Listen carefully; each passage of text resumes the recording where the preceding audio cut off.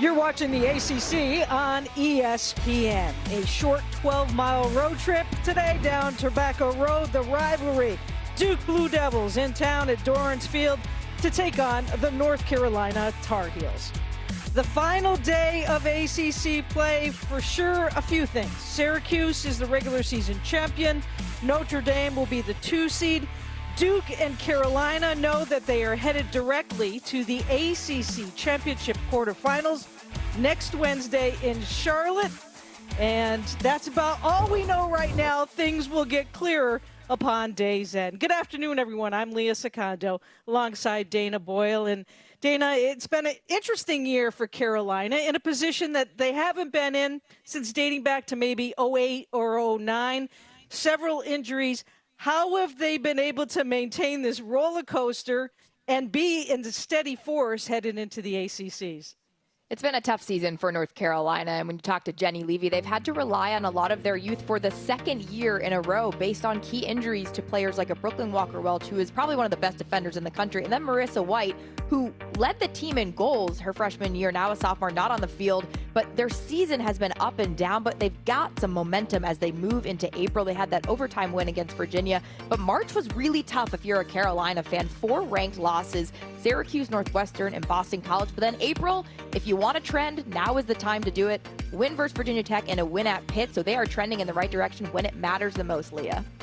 Duke will be without their top performer of the season, missing her first game in 4 years. Attacker Katie DeSimone. Katie's impact, Dana, she's rewritten the record books this year, especially on the Division I level, and especially in the categories of goals and assists. Yeah, it was scary to see her go down last Friday against Louisville, so she will not be available on the field today for the Duke Blue Devils. And like you mentioned, huge loss. Her presence on the field holds such a significant value because of what she does as a playmaker, a goal scorer, yes, but how she sets her teammates up. So they're going to have to rely on players like a Caroline DeBillis, a Katie Keller, a McCorkle to really have that offensive fluidity if they're going to beat a really solid defense who is older in North Carolina. So who steps up in her absence? I was really impressed with Maddie McCorkle in that Louisville game. She had 5 goals. To me, she's been on the field for a significant amount of time for Duke, so she has that veteran presence, but they have to play together on the offensive end. Well, we are ready to go from Dorrance Field this afternoon. We understand that Jenny Levy even sent out excuse notices so students will come out and support the Tar Heels squad, and we are underway from Dorrance Field. The attack and the possession first for Carolina. And that's something that they wanted to have, a fast start, getting that draw control, getting that possession. Now remember, they don't have Sophie Student, another key injury loss, who was their primary draw taker. And it takes a lot of time to get that unit, having that fluidity. Think about Allie Mastriani, who wore the Carolina uniform. It took her 2 or 3 years to get to the significant level that she was at. It's a good start for North Carolina. Absolutely. Godine looking to attack, brings it back out. Patience on the setup by the Tar Heels, trying to work off the screen of Godine. The work from X. Wurzburger can't control it, taken away. And some pressure here on the ride by the Tar Heels as Duke will be patient, bringing it through.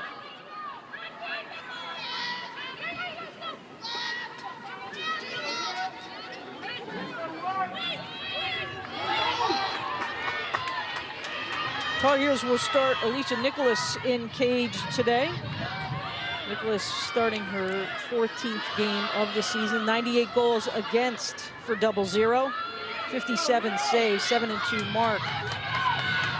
She had 5 saves a year ago against Duke in the 13-12 victory over the Blue Devils. And such an impressive young woman, Lou. We had a chance to talk to her at the beginning of this season and all that she's been through. Diagnosed with thyroid cancer in the fall. She's in remission. She's in a really good spot mentally, emotionally, and she's their leader back there in cage. But she's playing with a little bit more extra oomph after going through what she went through in the fall, and just credits her teammates and Jenny Levy and the UNC staff for really bringing her along in a difficult spot. Ball may have been errantly tipped and gathered in there by Nicholas. Nice job.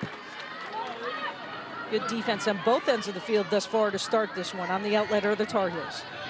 And Nicholas is pretty intense. When we were at that Notre Dame game, Leah, she came out on the field at 9:20 in the morning to get her footwork set in cage. Nobody else was on the field. It was sort of like the church of Alicia Nicholas, if you think about it. It was quiet, it was calm, you could hear the birds, it was a beautiful day. But she's dialed in. You think about who she's, had to play behind and learn the game front, and Taylor Marino. And opportunity for the Tar Heels, unable to gather anything in. Kennedy Everson doing a nice job gathering that one in, looking confident. 115 goals against on the year. Goals against average 12.47 with 74 saves, 5-3 record on the year. And a new face in cage for Duke.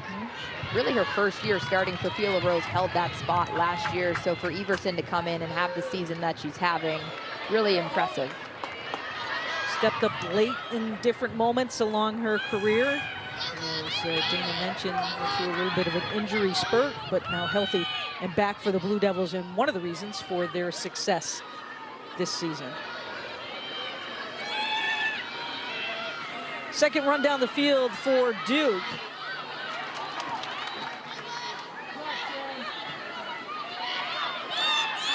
Trying to work inside the 8 as the defense for the Tar Heels clamps down once again.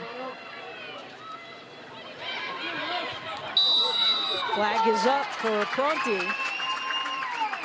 And she'll have an opportunity as Alyssa Long with the foul there.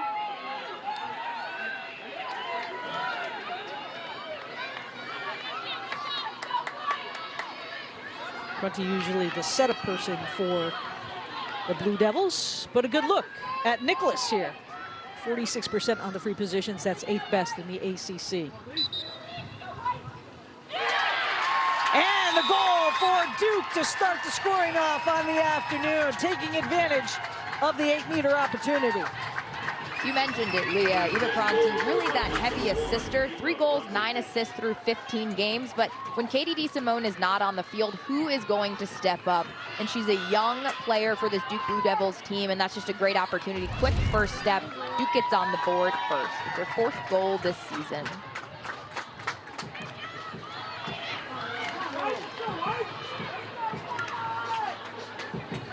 Katie DeSimone, one of the first people to meet up with Pronti there on the goal. And Duke with the early lead as the fans are still getting settled in here at Dorrance Field.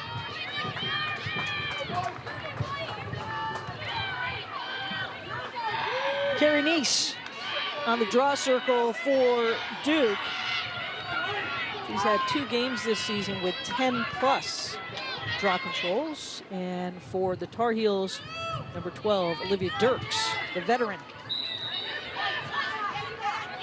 It still is taking me by surprise at the draw circle, Leah, that Maddie Jenner is not in uniform. She was one of the greats, one of the all-time. We called her the draw queen. And so to have Carrie Neese, who is such an athlete, and she's that Fogo for Duke, it's just a little bit of a different look for them. And they're still sort of figuring out who are we at the draw circle unit. Carner slips on the turf. Had a wide open field, a little bit slow getting up as she rolled her ankle. Very fortunate she didn't injure herself even further on that play on the rollout. Let's take a look at the replay. Yeah, they can't afford to have her not on the field as well. Graduate student for Duke. Just takes a slip. Not a foul or anything. What'd you call it? Turf monster? Turf monster. But that's actually real natural grass, and it's so beautiful. Play continues on off the whistle. Here's Dirks, little 1v1 opportunity. Nice job on the slide there.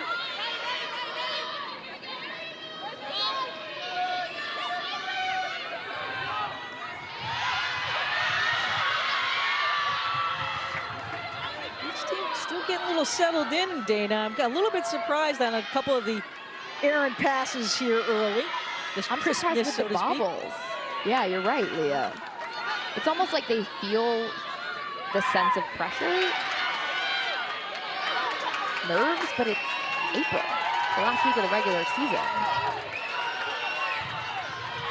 Credit Duke's defense there as Dirks rolled right into the double team. The shot is off. It's errant.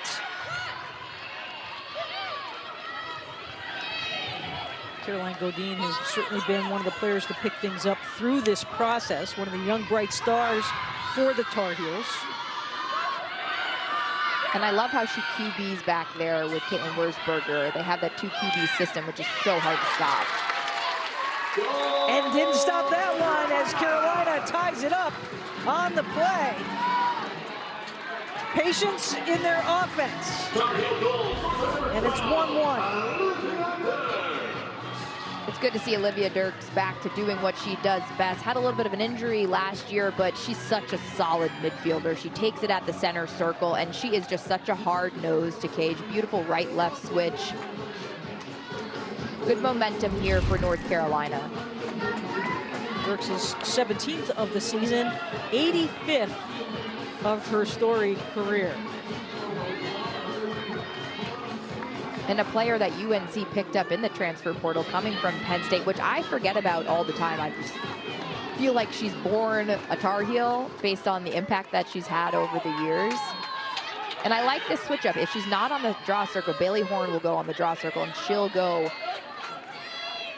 as part of that unit. It's a nice switch up. It's a nice matchup that Carolina has options to go through at X. Bailey Horn, graduate student from Framingham, Massachusetts. And the Tar Heels win the draw once again as Knowles win nothing there. The co-captain brings it back out.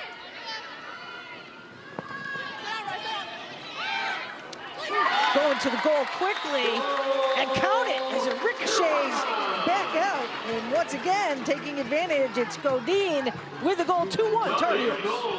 And that all started from Emily Knowles, Leah. What can't Emily Knowles do? She gets it off the draw, she takes it down. She's a legitimate threat on the offensive end. And then Caroline Godine is so uniquely herself. She can play anywhere. She had such a strong freshman campaign last year off the bench, and you're seeing her be such a vital part of this UNC offense. And they need that sophomore class to really step up based on those injuries in the Brooklyn Walker-Welch and the Marissa White. She's come a long way. Scored in 5 straight games. She's done a really nice job in that Carolina uniform. Carolina's starting to rev up their offensive mode right now. 2 goals in 47 seconds for the Tar Heels.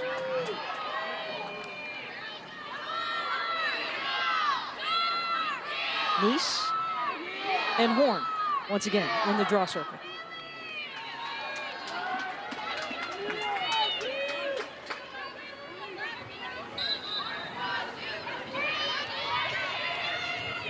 Scooped up by Nice. Under pressure and blindsided. On the play was Horn.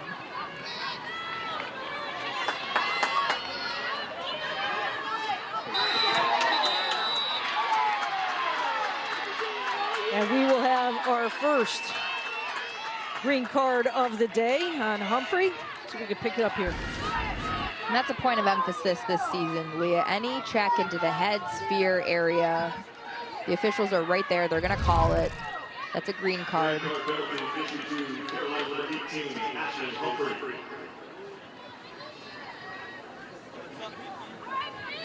See Jenny Levy in the background there in her 29th season, 420 wins.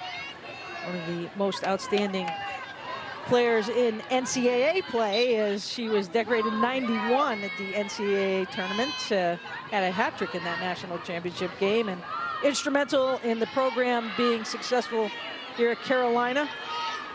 24 NCAA appearances and 3 national championships. What's remarkable, Leah, is that she went to the national semifinals the first 2 years of the program. That's how much she's been building this team. And Bernstein on the power play. Carly Bernstein with the goal. Quickly attacking are the Blue Devils to tie this one up. The Blue Devils are playing fearless. They're not afraid. They know they haven't had the season that they want to have, and I love this look inside. They really expose the North Carolina defense, which does not happen a lot. They're very veteran on their defensive end, but great handle by Carly Bernstein, her 35th career goal. Really well done by the attacker. Carly Bernstein, one of 8 players in double figures. And there you see Kirsten Kimmel in her 29th year at Duke, 30th overall as a head coach, and just coming off her 350th career victory. She told Dana and I a little bit earlier this week as her team took down Louisville 14-11. She said, that just means that I've been coaching for a long time, ladies. But you got to have good people around you, and certainly both of these coaches have had that with their staffs. I think the word she used was old. She called herself old, not us, but she did. But it's remarkable. These 2 women, and Jenny Levy and Kirsten Kimmel, they represent 2 of the winningest head coaches in Division I women's lacrosse. Jenny Levy with 420, Kirsten Kimmel with 350. That's significant. They're sort of like the godfathers of our sport, and they've done an amazing job bringing the sport along. Absolutely. Ball here for Duke. Of course, that power play released Humphrey on the play, so we're back all even strength on the field. Godine and Dirks with goals for UNC. Bernstein and Conti with goals for Duke. We expect this one to go back and forth all afternoon. The Tar Heels have led the series in this one as of late, winning 14 straight. Dana, with so many players coming back for Duke this season, is a long pass ahead. They had a little bit of a mission in mind with those graduate students coming back, didn't they? I think it's great. Anytime you're an older player and you want to come back and get a business degree, a lot of them are in the Fuqua School, which is the business school at Duke. I think that speaks to the culture of your program. But they do have 15 newcomers, 8 freshmen, which is pretty significant. So it's been fun to watch the older players bring along some of those rookies. Ball back on the attack for the Blue Devils. Keep an eye on Pronti, number 1, who is just slicing through the 8 right now, trying to garner her position. Good adjustment. Good adjustment by Emily Knowles. That was the same play we saw Bernstein score on last possession. Good adjustment by the North Carolina defense to really crash the middle of that 8-meter. 23rd caused turnover for Knowles on the season as the What can she do? Continues. What can she do? She's amazing. I'm going to miss her when we don't get to call her games. She's just so impactful all over the field. Good speed, always picking up ground balls. Does a little bit of everything for Carolina. Halfway through this first. And how about that? Carolina responding once again and answering with the goal. It's Darcy Felter. We talked about the youth of this Carolina squad in the open, and it's the youth movement that gives the Tar Heels the early lead.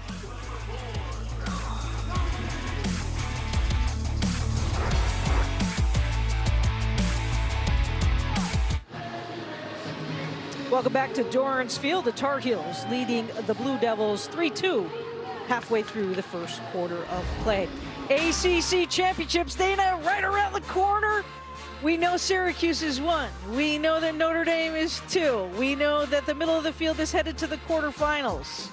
It is probably the most murkiest that we have seen in championship play in 10 years, at least.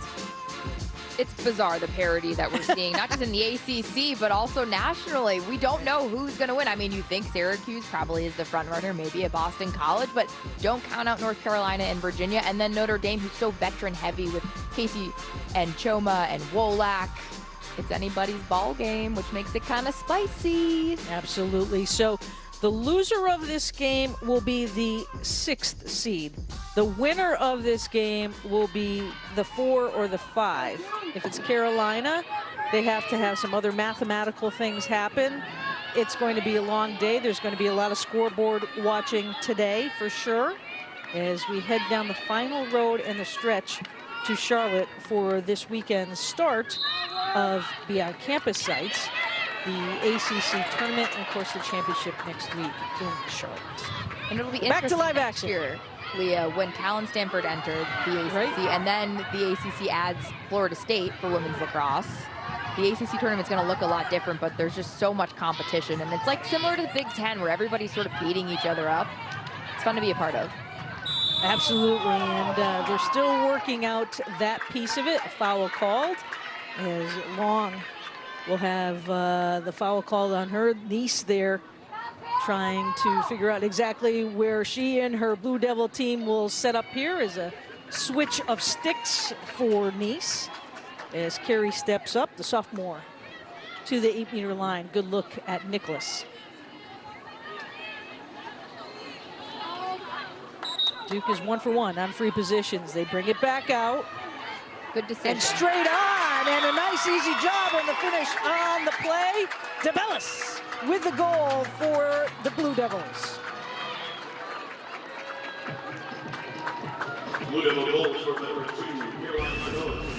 And it only makes sense, Leah, because Duke's won 3 straight draw controls, and that's coming off a draw control win. Carey Nice did the selfless thing and pulled it out on the 8-meter. She's probably one of the best athletes I've ever coached and had an opportunity to watch play. Unselfishly kicks it to DeBellis. She had the better angle. That, to me, shows growth within the Duke program, specifically in the offensive end. First of the season. And you look at those numbers, Dana, over 103 goals. The versatility and spirit, Dana, starting to come through here. We have had 6 goals on this game, 6 different goal scorers on the day. And Caroline DeBellis has really adjusted her game. She used to be that X player, now she's rotated out. She was that conductor. She played so well in tandem with Gabby Rosenzweig, who graduated a few years ago from Duke. So it's been fun to watch her over the years develop her game. Now you're seeing her in the middle flashing, and that's how she got that goal. It's just really nice to see that development in players over the years. Well, and quickly, Carolina was trying to rush in. They gave a little bit of a fake to Knowles. The ball went to the side to Pikiell, and Liv Pikiell draws the foul, and will look straight on now to Everson.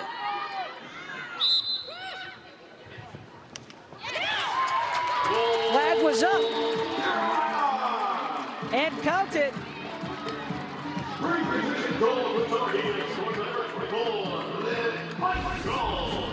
I love that decision by Pikiell to run it in. You can see her evade the Duke defender and really get the best angle. She tiptoes around that crease. Really nice placement. Changes the levels and angles of her stick, which makes it really tough for Everson to track that ball going into the net. Liz Pikiell's 3rd of the season.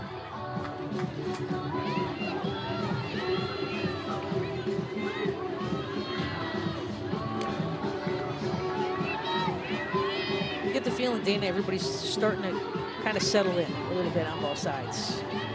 Less bobbles, less errant passes. I'm surprised, just based on how many games we've played through the season thus far, that there would be sort of any nerves. But this game, Duke Carolina, it always means just a little bit more.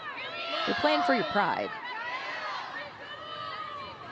Duke averages about 13 goals a game. That's 8th best in the ACC. Carolina, 14.29 on the year. See that scoring offense for Duke. But Carolina with the ball here, an opportunity. And as Dirks will try to control and settle this Tar Heel team in. Pikiell sends it around. And a nice job to save it there by Riley Casey.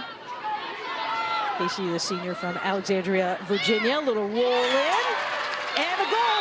And a 2-goal lead for the Tar Heels. Tar Heel goal unassisted. Number 12, Olivia. Little duck, duck, goose action. The sideline celebrations. I don't know what happened in the offseason. They were watching film on sideline celebrations, but they have really gotten a little advanced for me. I think we might need to tone it down on the sideline celebrations, but this was a beautiful shot. Take to cage. Olivia Dirks doesn't need that much of an angle or that much space for that matter. Beautiful spin move, keeps it in her right hand. Veteran player making a veteran move. That's big for North Carolina as they start to pull away a little bit in this lead. Her 26th career 2-goal game, so girl can find the back of the net.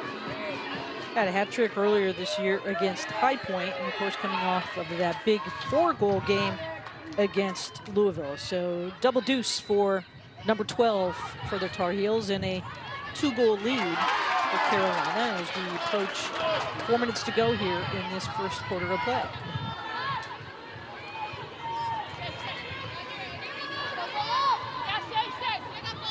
Third straight draw win for the Tar Heels. They now have the advantage in that department, 5-4.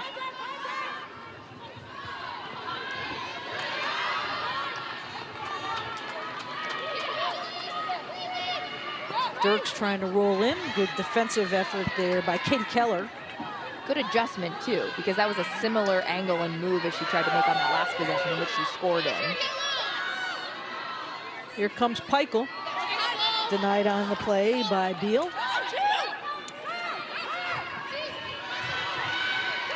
Nice job defensively by the Blue Devils trying to face up, but no chance at all. Everson can't stop it, and it's a 3-goal Tar Heel lead.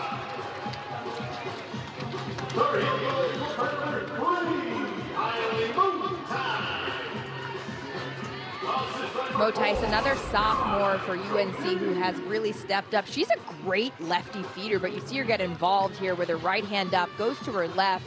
Just a little roll. She doesn't need a lot of space, and if you're the Duke defender, you got to press out on her. You got to get in her hands because she is such a talented sophomore for this UNC squad, and she's going to make you pay.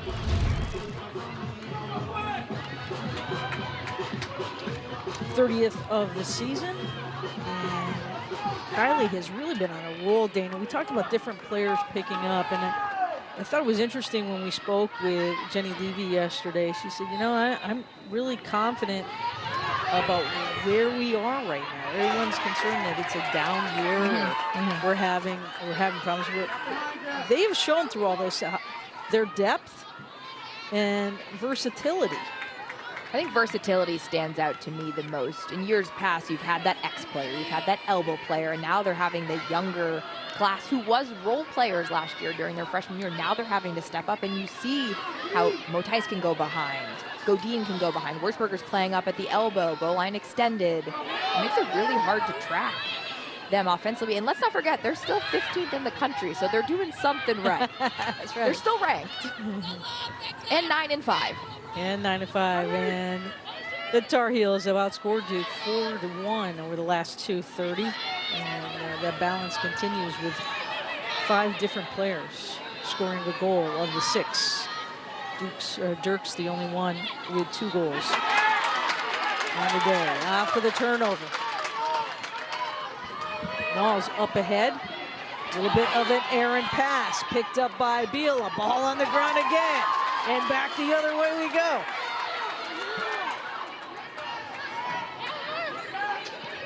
Jan Forrest does a nice job gathering it in. And Carolina, with under 2 minutes to go here in the first, with possession of the ball.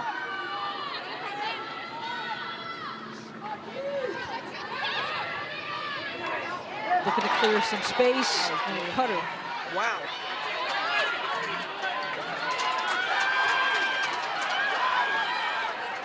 Felter has room, trying to work in, gets the shot off, rebound out. Nice job by Everson. A little surprised there wasn't shooting space there on that call, Leah. He was pretty deep into the 8-meter, no whistle. Very deep.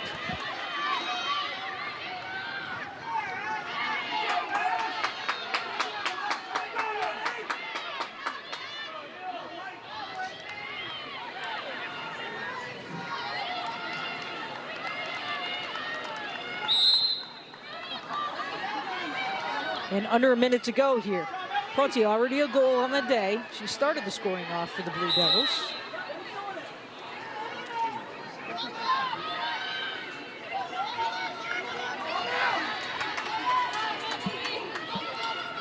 Bernstein patiently looking for a cutter. Great defense by Livy Lawton.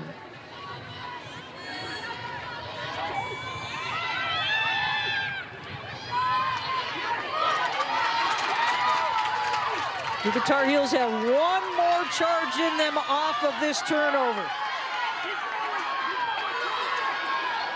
Forrest in control of the ball. The defense claps and the ball goes awry.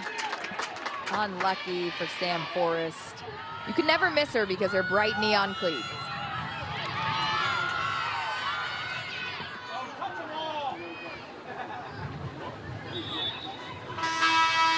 And that'll do it for this first quarter of play. Entertaining. Leah, UNC may be young, but they got 5 different players with a goal. We got a game here.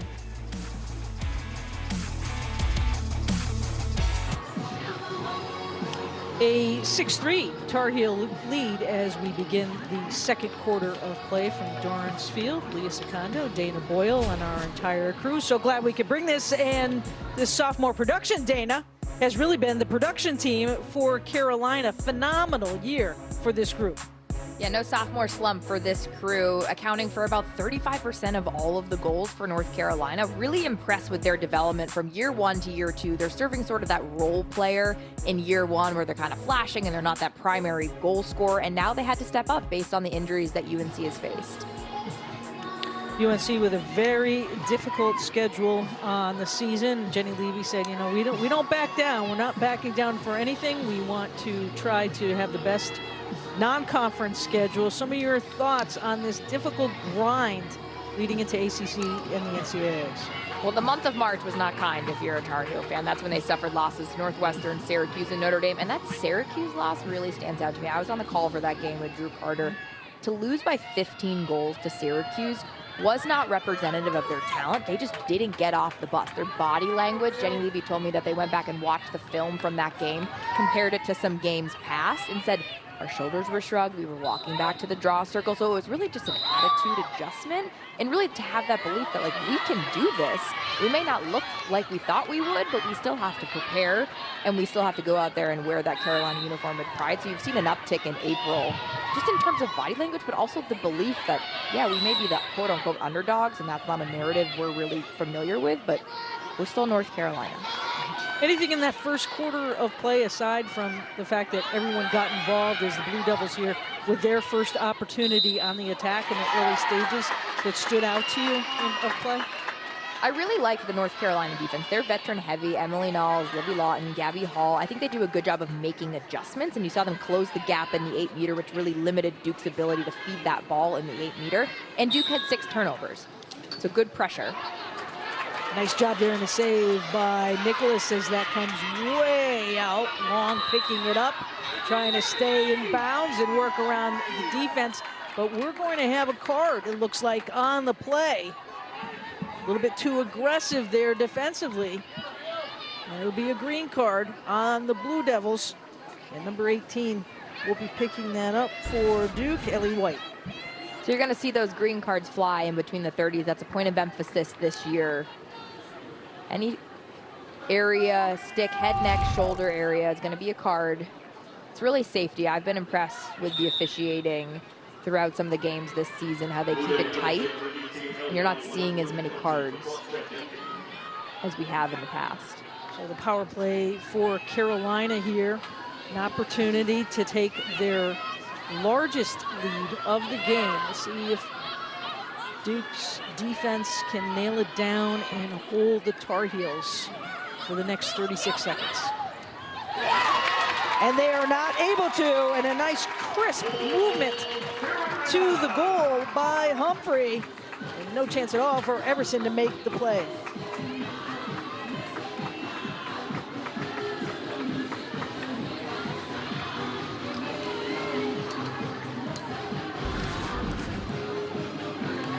Look at how far out Kaylin Wurzberger is when she makes that feed. You would have thought it was almost telegraphed, the way that it went cross crease. Beautiful vision by Wurzberger. She's only had 1 shot in this game so far, but what she does off ball, I think, makes her so lethal. Teams have to respect her as an assister, and she spent a lot of time at X behind cage, but now you see her goal line extended by the elbow, setting players like an Ashley Humphrey up for success. Ashley Humphrey is an assister. That's what she did at Stanford. That was her MO.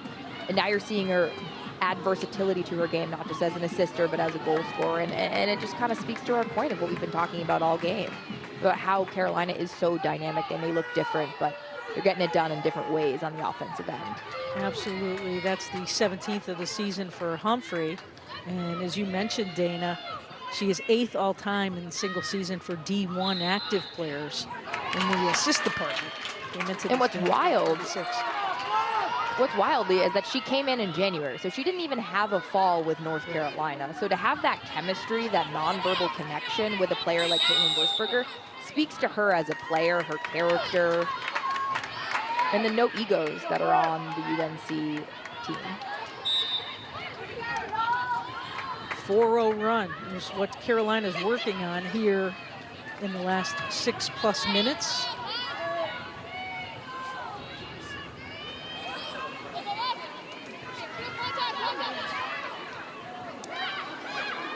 A lot of traffic in front as the triple team closes in there on Caitlin Wurzberger, and the outlet and the turnover for the Blue Devils. Probably didn't need to force that ball in. Plenty of time on the shot clock. I would have liked to see them work it around just a little bit more, but maybe Ashley Humphrey was trying to set up Caitlin after last play when Caitlin set up Ashley, but just work the ball around. No need to force that in. Good adjustment by Duke to crash in the middle of the 8-meter as well. Wurzberger coming into this game 3rd on the team in goal scoring with 24. She's been held quiet. Is that a credit, Dana, to the defense, or just the fact that Carolina has a lot of different weapons that they've been able to focus on and take a little bit of pressure off of Caitlin? I've been impressed with the Duke defense, but I think Carolina has so many different weapons, so Caitlin Wurzberger doesn't feel like she needs to force it in. And a great job by Bernstein to cut it back to 3. Hard work and effort. This is a game of runs, Leah, so good job by Duke getting that momentum back. That's a beautiful move. Feels the defender on her back and Livy Lawton and just slips right underneath. Goes from left to right. Does a good job of changing levels so it's hard for Nicholas to track that ball. This is so pretty. That's such a pretty move. Footwork, vision. Beautiful shot by Bernstein.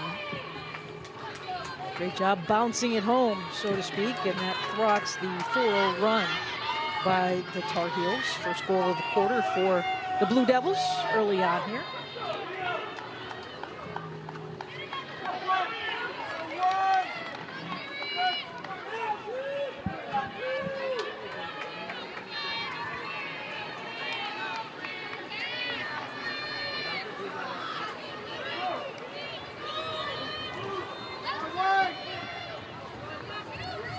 Six in the draw circle right now.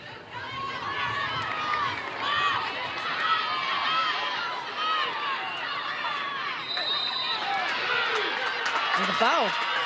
Just almost at the line on that cross-check, Dana. So close. How frustrating is that? I think that rule is confusing to me and maybe people who watch that don't primarily watch women's lacrosse. So it's a green card in between the 30s, and then when you cross the 30s, it's not a green card anymore. I understand the reasoning behind it to keep it clean in between the 30s in transition.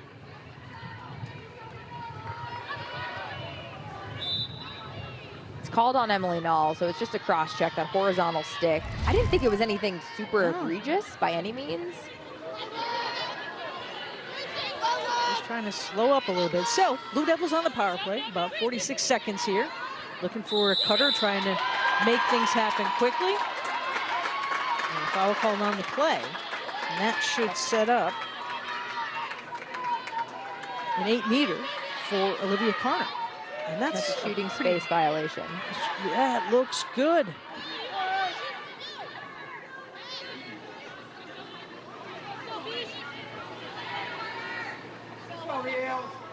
Duke 1 for 1 on the power play. Count it, make it 2 for 2.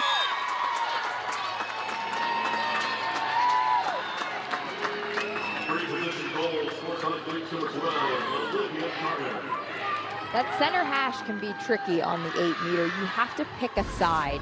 So you see Olivia Carner go to the left and then shoot to the right. And that's a difficult shot for Nicholas to track. And also it's by her hip.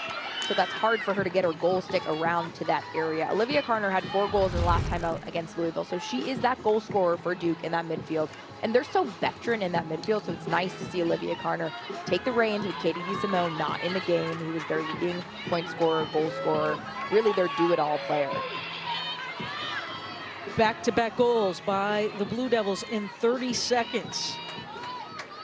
All starts on the draw circle, right? Here's Katie DeSimone doing the high fives, cheering on her teammates from the bench. A little bit different perspective. Dana, I'm sure you played with players that were maybe a class ahead of you or injured or something, and having that perspective that they can bring to you as a player on the field, how did you find that helpful? Well, I think for a player like Katie DeSimone, giving confidence to the players around her, and that's what she does when she's on the field.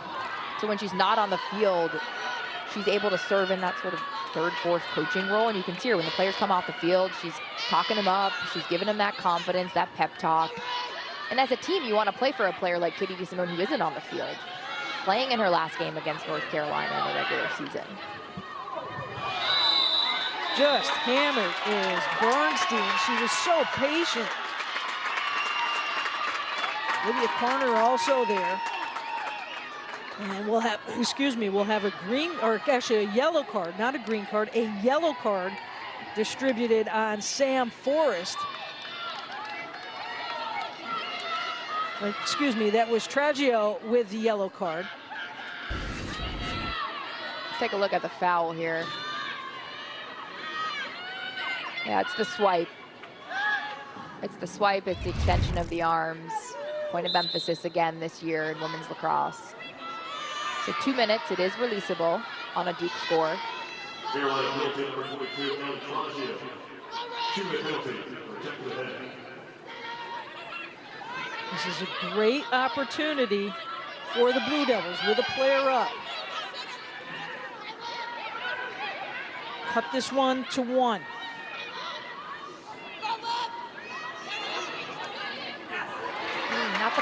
Not the pass, Leah. Unable to hold on was DeBellis, and Tar Heels will take over.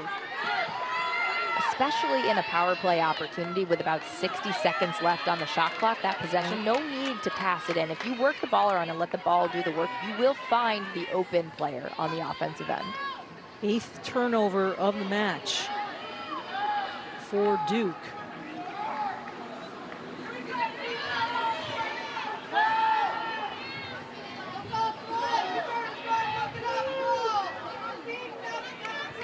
Tar Heel players looking up at the clock,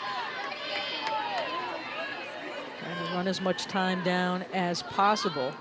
And it's shot clock at 45.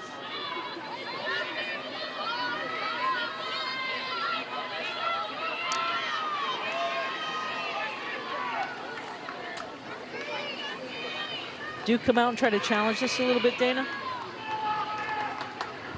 I think with some of the recent success that UNC has had in the last few possessions, I'm okay with them holding back.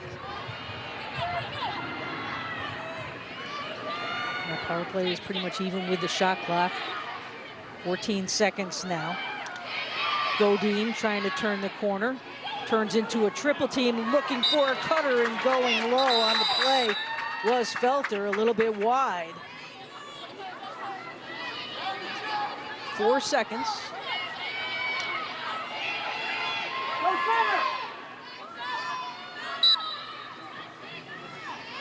Good decision. That's a strategy move to throw the ball in the corner. So Duke now has to transition the entire field. And we're back to full strength. About 9 minutes to go here in the second.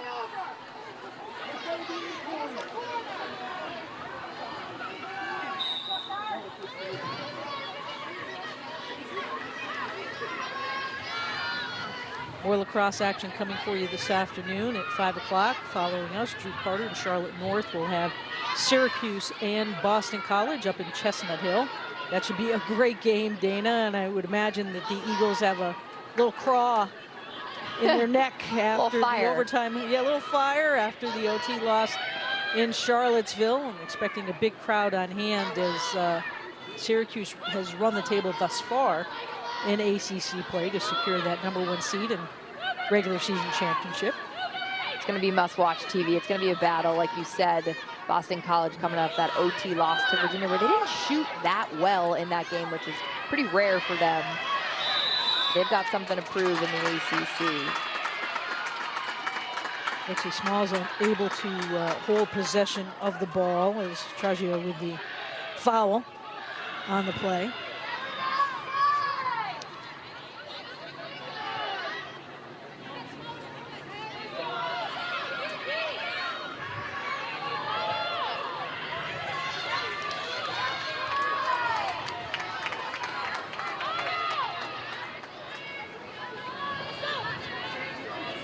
Smalls, a graduate student from Needham, Massachusetts.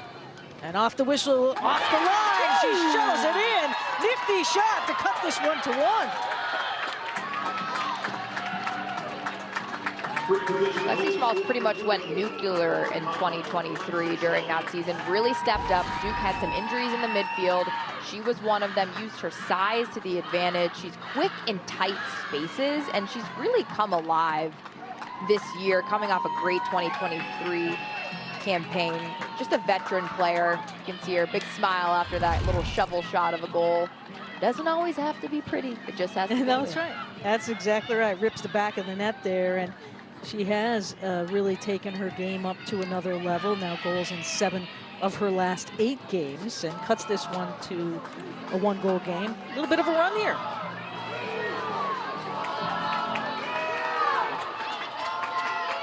Three unanswered goals now by the Blue Devils.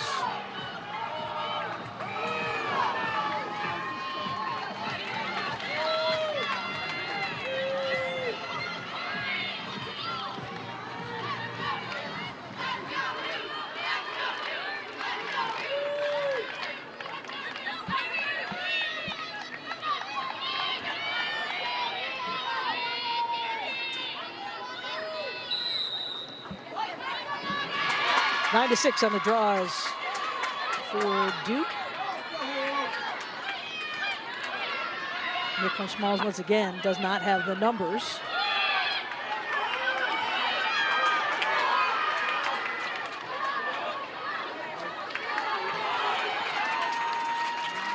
You're never alone when you're playing North Carolina. They send 3 to the ball in the scrum.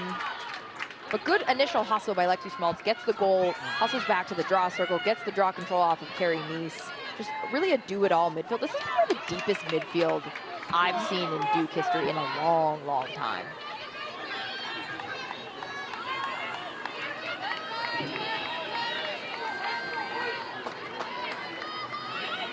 In case you joined us late, Duke and Carolina know that they are headed to the quarterfinals.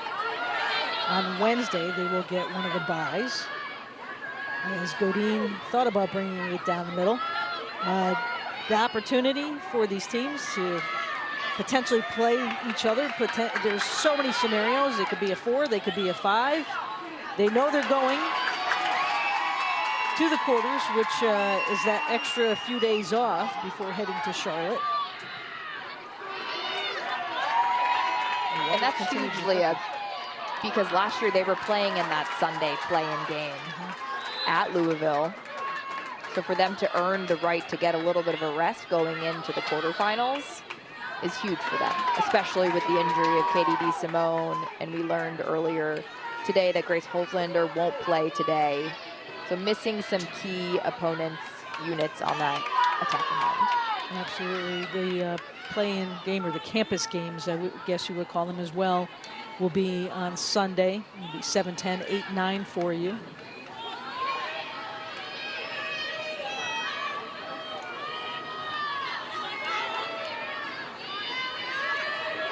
And the defense has tightened up certainly for the Blue Devils. They have held Carolina scoreless, not until now.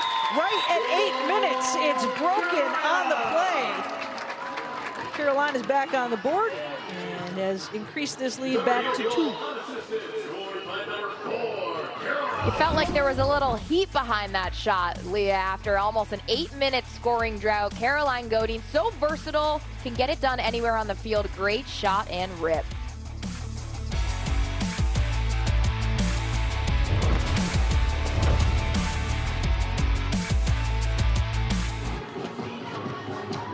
It's been a game of runs, and right now that run is in favor of the Duke Blue Devils as they are missing today one of their key pieces, Dana and Katie DeSimone. You had said a couple people needed to step up. They've gotten that in this game.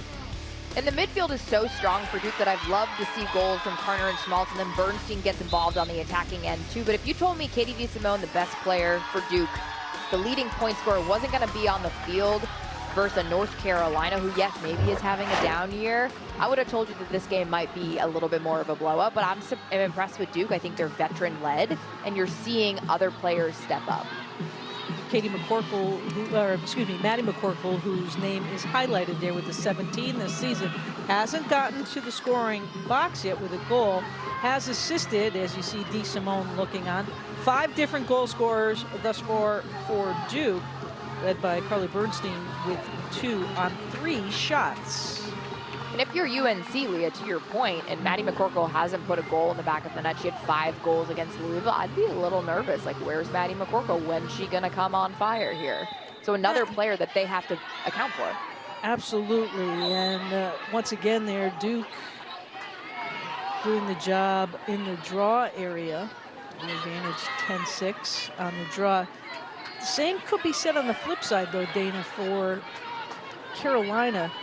They have also had some very balanced scoring today on their 8 goals. We have yet to see Caitlin Wurzberger get into the column, the goal column. She's been effective with some assists, but Duke has done a nice job keeping the ball out of her hands. I would agree, and also Alyssa Long. To me, she's sort of like the heartbeat of this team. She's a midi, she's all over the field. She's like hustling for ground balls like 70 yards away. She's sort of that spark, and she hasn't gotten involved on the goal column too, and they're winning. Caitlin Wurzberger, as we take a timeout here, certainly one of the players to watch on the Tewaaraton list. And Caitlin and what she has done, one of the attacking co-captains for this Carolina squad, has been phenomenal as she moves herself up the charts, so to speak. Marie McCool, member of the coaching staff now for UNC, in 5th place. And having that conversation with Caitlin Wurzberger. Spends a lot of time with that group during practice. She's so vocal, and it's been so fun to watch her journey. I mean, we covered her since she was a freshman, and she's first off the bench her freshman year. She was a sponge, learning from one of the best in Katie Hogue and Jamie Ortega, who's on that list. And she's benefited so much from that play, and now she's in that role. Now she's in that leadership role, and I've been so impressed. She may not get involved on the stat sheet like we're used to seeing her, but she does so much off ball. She's occupying her defenders. Her head is always up, and I think that's such a good lesson for younger players who are maybe watching North Carolina or watching women's lacrosse. What she does off ball, to me, is just as impactful as what shows up in the stat sheet under her name. Beal and Kay Conway having a good conversation. They've been solid with their defensive presence in the back. Conway from Long Meadow, Massachusetts, a little bit of a hotbed of high school lacrosse there in Western Mass, just outside of Springfield on the border of Connecticut and Massachusetts. We're back with live action here. Maddie Shearer with the ball.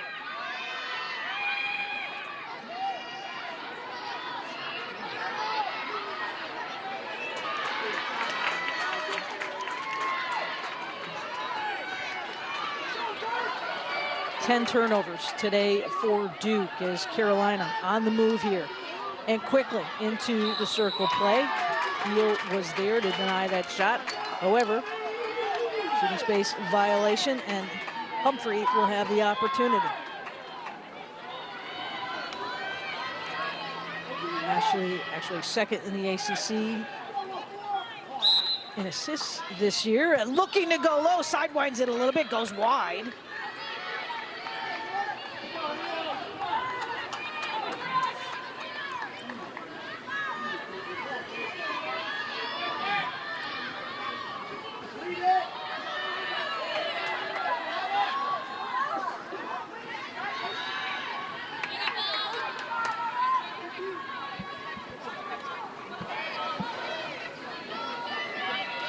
Carolina coming out of a stack, trying to poise a decoy.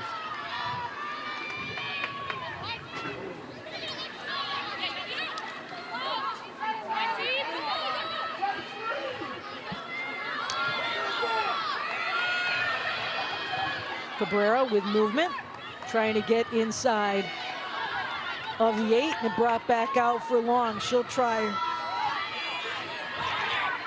to roll back inside, has it slipped away. And scooped up by Carter, but runs out of real estate. The ball will go back to Carolina. What a defensive stance, Leah, by Duke. And that'll do it.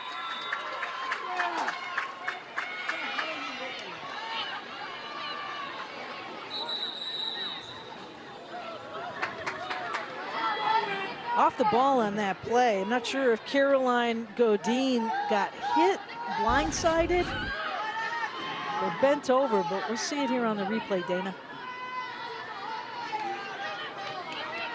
It looks like a stick to the face by Katie Keller. Again, not anything egregious or intentional. Little leather to the face, you know. Good friendly competition. Yeah, not your typical Thursday that you want to have as we approach under 2:40 to go.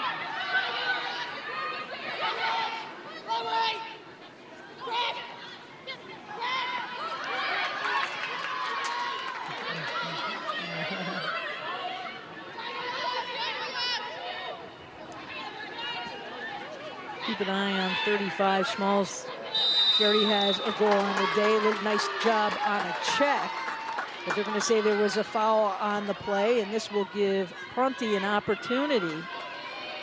She scored the first goal of the game on a free position. And with 2:17 to go, we'll look straight on to Nicholas. Going low. Nice easy save. Gathered in by Alicia. Third of the game.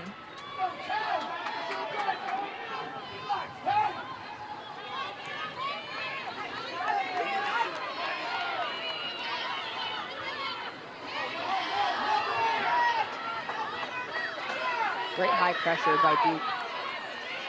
Not afraid to come out past the 12.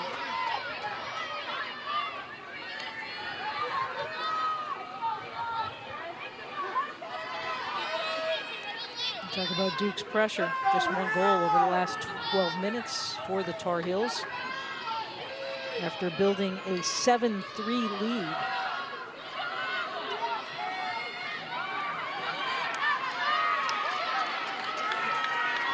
Pikiell was full steam ahead, had it taken away there by Schmalz, still on the ground, gathered in.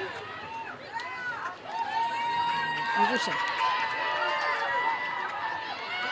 Should be good here for one last run for the Blue Devils. Can they get this game to within one? And the potential to capture back some of the momentum, Leah, going into the locker room at halftime if Duke is able to get this score.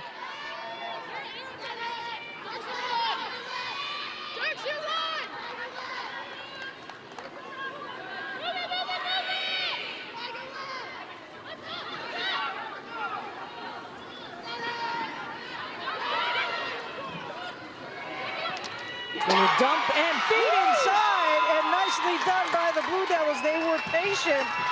Carly Bernstein with the goal, and the fist pumping is up.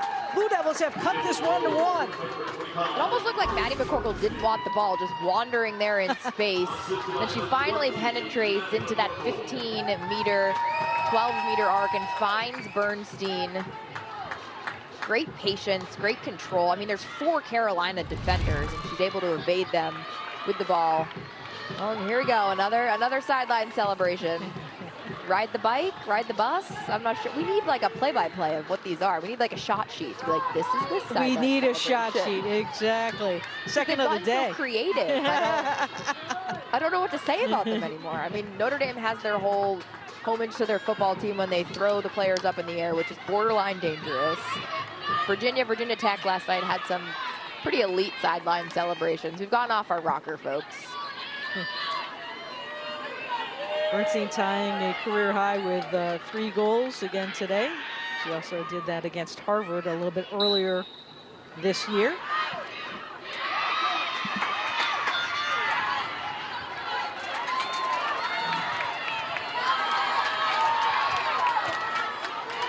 Dirks trying to race in. Looks to see if she has any help. Cuts through the defense, bounces high. Beal picks it up, scoops it back to Everson, and that should be enough for our first 2 quarters of play. Dana, so entertaining. Don't go too far away at the half. Lacrosse is coming up with Clark and Charlotte North. Plus, we will break this one down on the flip side. Stay with us. You're watching ACC Women's Lacrosse.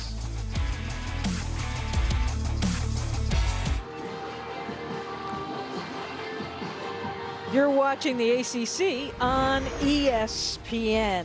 Well, we're at the half and getting ready for 3rd quarter of play, and this is also sizing up to be a solid matchup coming right down to the end between the Tar Heels and the Blue Devils. North Carolina leading right now 8-7.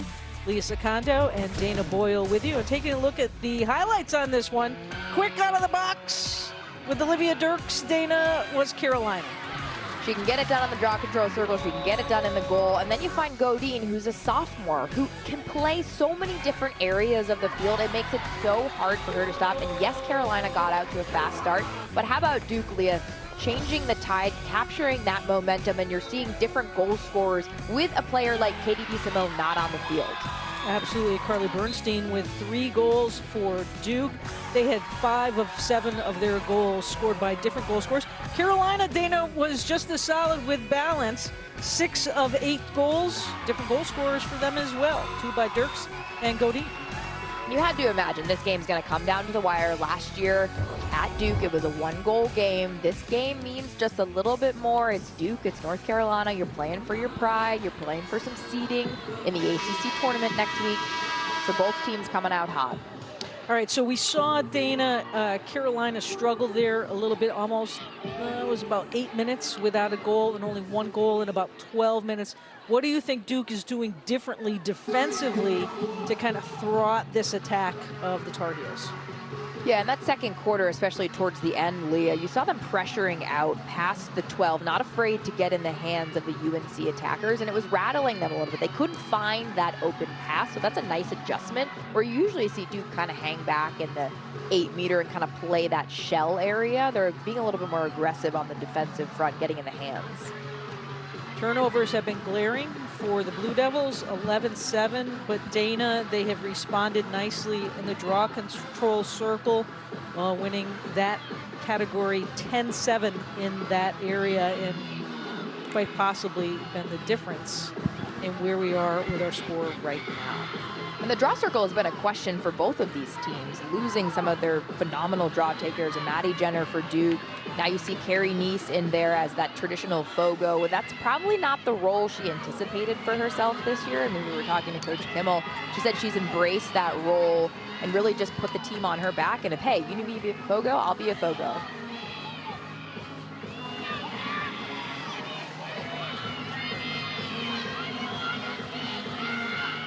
So our delay right now is the teams are ready to go. We're ready to go, but there are no game balls behind each net area. So while they address that, Dana, we will also tell you don't go too far away on the ACC with the ACC, and ESPN is coming up at 5 o'clock. Of course, that big game between Syracuse and Boston College. Drew Carter and Charlotte North will have that one for you. That should be a great game. They're expecting a sellout there. And of course, Notre Dame, congratulations to them, securing the 2 spot today with a decisive win over. That's one way to put it.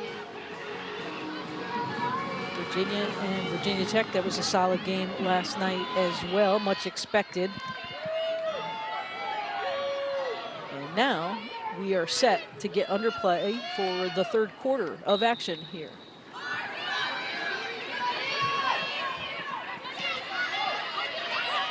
Flynn Reed is who Carolina went with to start the 3rd quarter on the draws.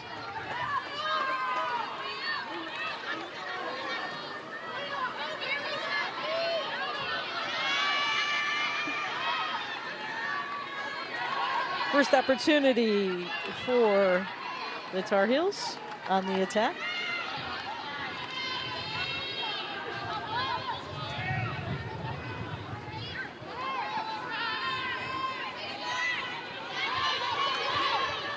This is a Carolina team that started the season winning 4 of its first 5. They started the season without 3 of their big stars. Ended up now that they are missing 5 players.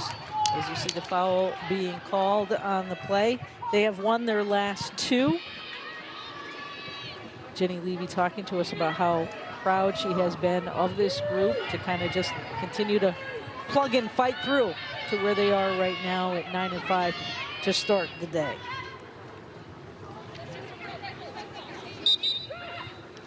Godine winds up and ricochets around for the goal. I think that came full circle for Caroline. Not somebody that I would want to put on the 8-meter if I was the opposing team. That's just a straight up old-fashioned rip. One step, wind up. She really makes it look easy. When she throws her stick after the goal, it's sort of like effortless. But she's been so impressive this year. Been asked to step up based on the injuries, and she's done just that. It's her 8th career hat trick, and she's just a sophomore, folks. So Godine and Bernstein, respective teams, with the hat tricks today. And a 2-goal lead for the Tar Heels.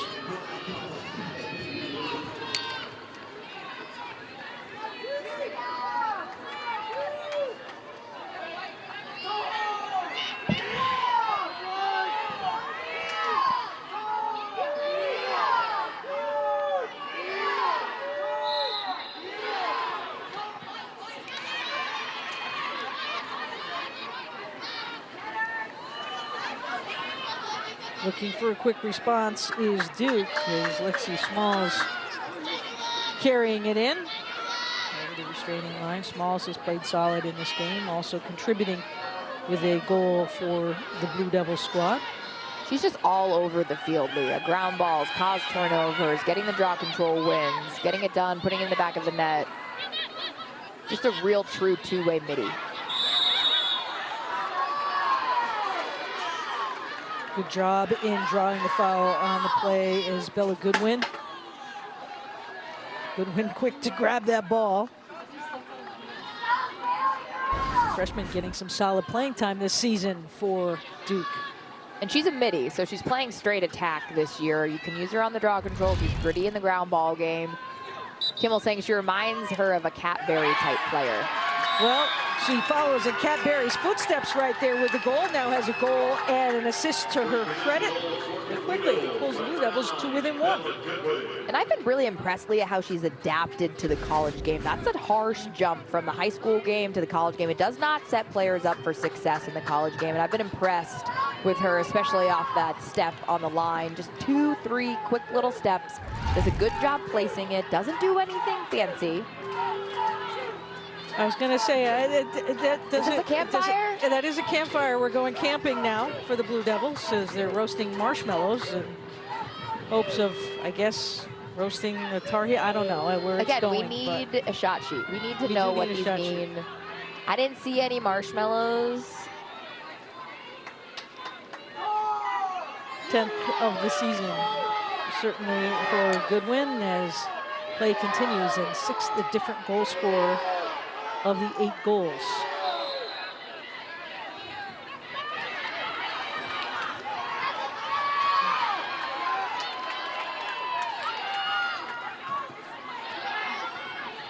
Knowles with no numbers.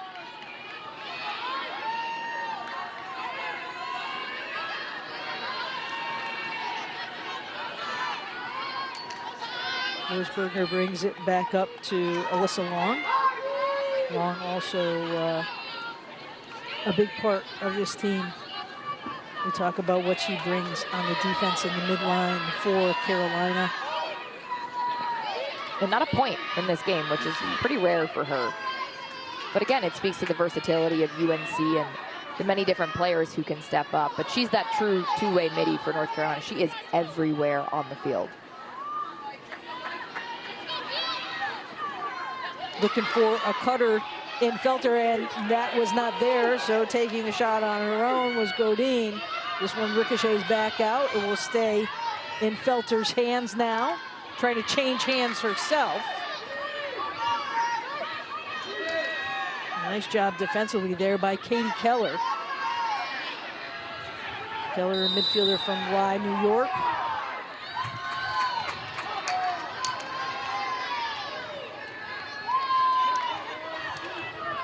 And a yellow card it is. See if we can pick it up on the replay, Dana. Good initial defense, but over the shoulder. A foul, maybe? A yellow card? Seems a little aggressive. But they're going to call it a check to the head, a legal body check. So that's 2 minutes.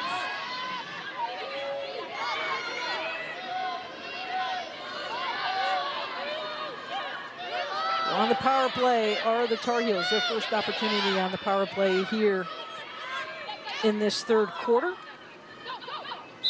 Looking to fast up top. Felter ripped for the goal.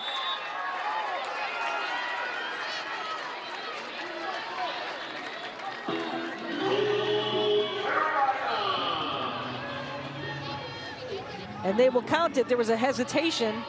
If that whistle had blown for a shooting space violation ahead of it, they say no, it's a goal. 10-8 Tar Heels. That all started with Kaylin Wurzberger, who kicks it back to Godine, who kicks it to the elbow. Darcy Felter just absolutely nails that shot on the elbow. Woo, that had some heat. Everson did get a slight piece of that, but that thing was humming. Keep in mind that the Tar Heels were on the power play for that goal. Their second of the game. And again, that speaks to Kaylin Wurzberger. That goal doesn't happen if she doesn't dump it behind a Godine and then cut through to occupy her defender. That's the selfless play that I'm talking about. She might not show up in the stat sheet all the time like she used to when she was younger, but to me, that's the type of player you want on the field. That's a leader. That's doing the right thing. Working for that best shot opportunity. Well, they keep Flynn Reed, 44 in white in for the Tar Heels on the draw against Nice. And it works to perfection for Carolina as they retain possession of the ball here off of the draw.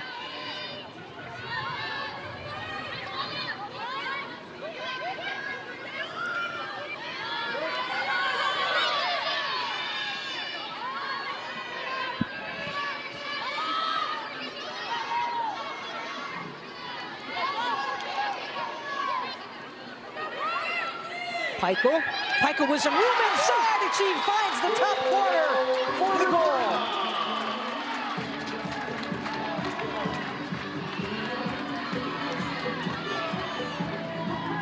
On this replay, watch the feet of Pikiell. That's a quick little 1-2 step. Oh, that's so nice. That's a nice little split dodge. Duke doesn't even have the ability to really send a slide and body her up because of how quick her feet are. She doesn't have to change her hands for it to be effective. And you have to think, we've called so many games at UNC, Leah, and that sun right now is blazing in the eyes of Everson. Absolutely, absolutely. Fourth multi-goal scorer of the game for the Tar Heels and this 3-1 run over 3 minutes. Pikiell has certainly stepped up to the opportunity, the junior from Fair Hills, New Jersey. And great awareness on that play from Riley Casey, who is operating at X. They facilitate so many different players and rotate them through X. That makes them so dynamic. Whereas in years past, you're really only seeing like a Katie Hogue behind at X, which isn't a bad thing. It worked for them and it worked for that team and that roster, but you're seeing so many different players operate through X that it's fun to watch, and you never know who's going to be that assist. Duke much in need of a goal, as sure looking, being patient.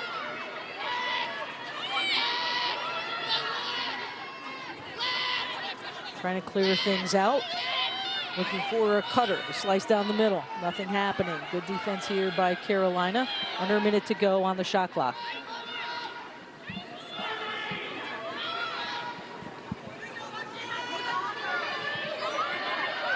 Maddie McCorkle now from the outside.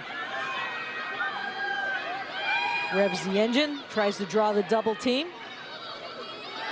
The dump off. Smalls back to X. And a nice job. Patience works for Duke as they finish on the play, and it's Bernstein once again. That's her 4th, Dana, of the game. You said it, Leah, it's patience. I love UNC's ability to double and then recover, but here you see Bernstein just get Sam Forrest, who is super quick in her footwork, get her off her line, and she just takes it, not much of an angle, but she places it so perfectly past Nicholas. That's a career high for Bernstein. Nicely done in a response as the row continues on to row into a potential tie of this game for the Blue Devils. I think we just do a highlight of all the sideline celebrations. They're quite extensive. We could do a whole season-long reality show of all the teams, for sure. 2-goal differential now. Plenty of game left between Carolina and Duke. We've already had 5 goals scored in this quarter between these teams.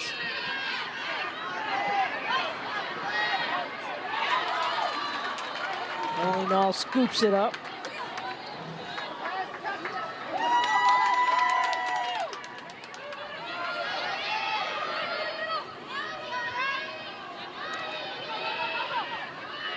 Livy Lawton. Little easy, nice pass to Wurzburger. Back up top. And Riley Casey with the ball, number 7.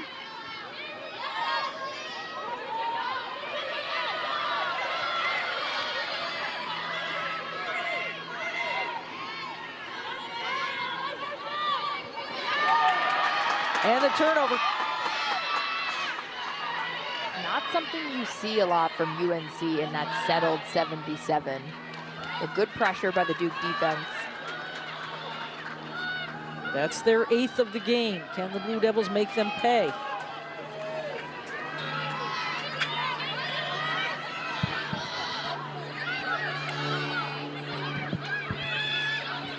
Smalls. They look for the cutter in DeBellis. It goes awry, but picked back up. Maddie McCorkle, the safety valve.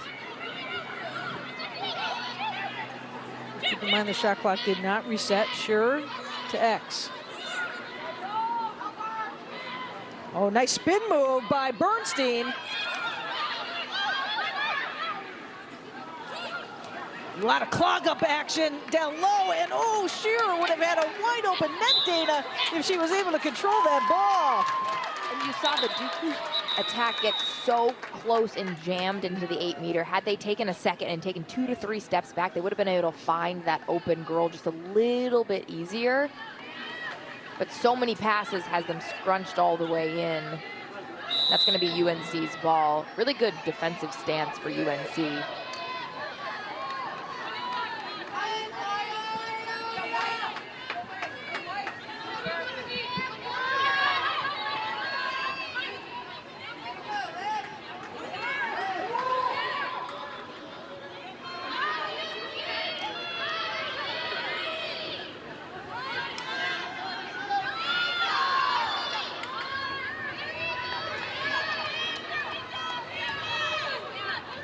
Change of personnel for the Tar Heels. Under a minute to go on the shot clock. That's Riley Casey with the ball.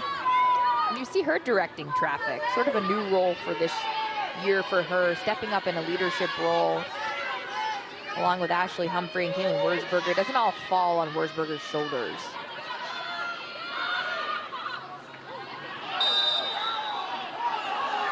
If that was a slip or a push, but it's going to be called a foul anyways, and that foul will be called on Lexi Smalls.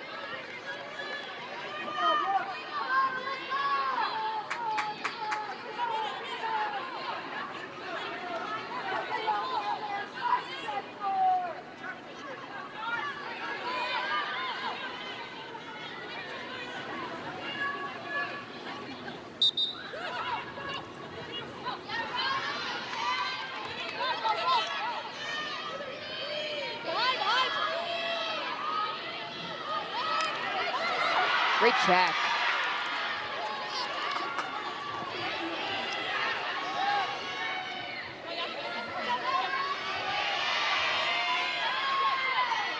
8 seconds on the shot clock. Carolina needs to move quickly. Solid defense by the Blue Devils. Trying to work quick in action. How about that? Little shuttle underneath. There's deception there. And Wurzburger with the goal. Little crafty look from Caitlin Wurzburger. A long possession for North Carolina. They're patient, and it pays off.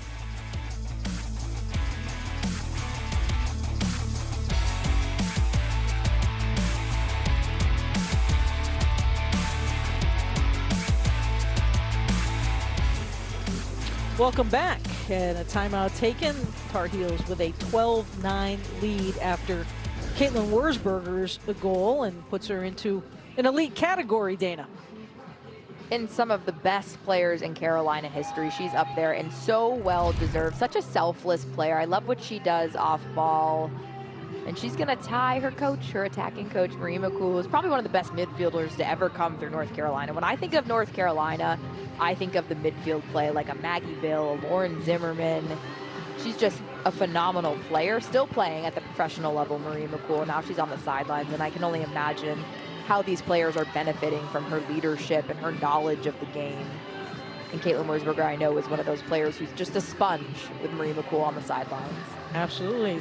Actually spent the off season getting married as well. A little bit of everything for Marie McCool, as a change in goalkeepers now for the Blue Devils. Courtney Kaufman will step into the goal space.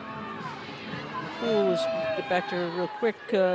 Marie was a National Midfielder of the Year herself during her time at Carolina, and has certainly done a great job in this time of injuries for the Tar Heels to help keep this team at that higher level. That's Bailey Horn scooping up the draw, and during this run, there has been a little bit of a change in guard in that area as well, Dana.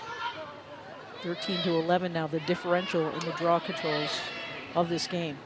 Which we always say is such a misleading stat, because you can be winning in the draw control category, but if you're not doing anything with the possession, then you're not putting the ball in the back of the net. I do think a significant change, like you mentioned, Leah, is in cage. Courtney Kaufman gives them a different look. She's 5'9" on the roster, but she looks 5'10", 5'11", especially with those cleats on. Gives the defense in front just a little bit of a different look, play a little bit harsh, coming in with no shots, other than what she faced on the sideline. So change up in cage. She's a transfer from Harvard.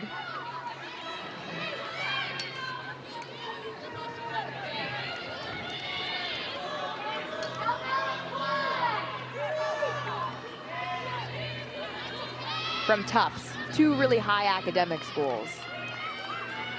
Absolutely, and successful, and she looks straight on to Olivia Dirks, who kindly pulls it back out, and a nice ricochet there.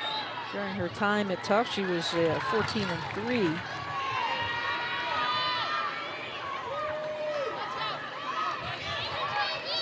"13 games this season," and when we spoke with Kirsten Kimmel, she said, you know what, I'm not shy about giving both goalies an opportunity. A 13.01 goals against average on the season, 5-3 on the year, and now facing the Tar Heels here now in the third. It's almost a benefit, Leah, when you have two capable goalies. And confidence as well. We understand that both goalkeepers get along great, help each other out, and facing point on. And a nice job, but unable to make the save on that one. And Carolina adding on here, 5th goal over the last 9 minutes of action. 13-9 Tar Heels. And at this point, Leah, you sort of feel like if you're Duke, you got to stop the bleeding. Great job by number 7, Riley Casey. And I love this. I love this look. She points directly to Riley Casey as, you're my girl, you gave me the assist. I love that camaraderie within the offensive unit. Caitlin Wurzburger is such a star for so many different reasons. 41st career 2-goal game. Does so much off ball. Now she's gonna pass McCool in career point leaders at North Carolina. How about that, Leah? Well within distance to climbing up to 3, no doubt about it, before this year is over. And back-to-back goals by Caitlin Wurzburger, 13-9. A little bit of a run here for Carolina, a 4-1 run over the last 7.5 minutes to increase this lead, and it has all started, Dana, right there at the draw circle.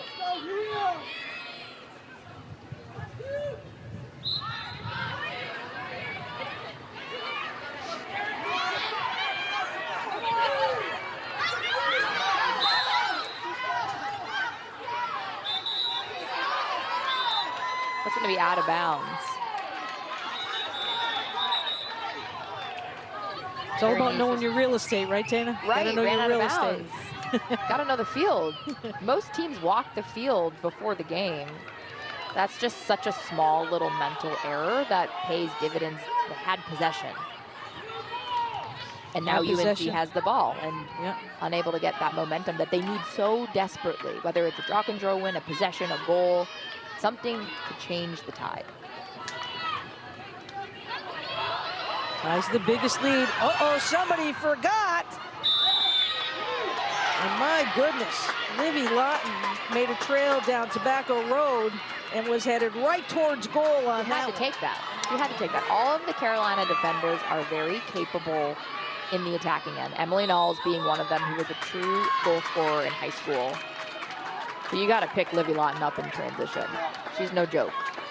All right, there's plenty of time here for Duke. There's 3.5 minutes in this quarter of play.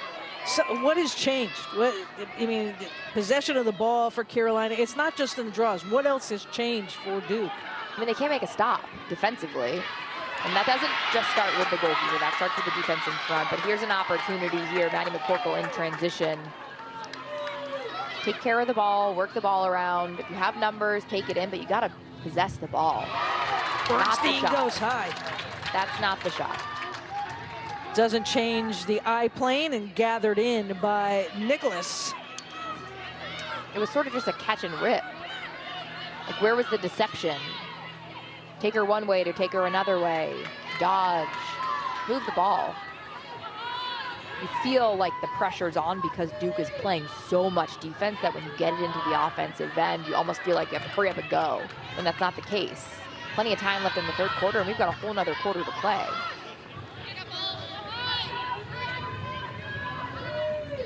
Tar Heels will chew up a little bit of the clock here.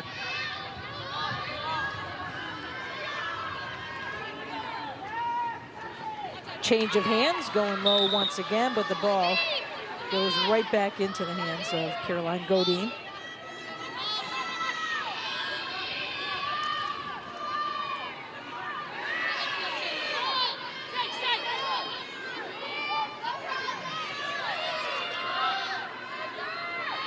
Here's Olivia Dirks. Dirks already with 2 goals on the afternoon.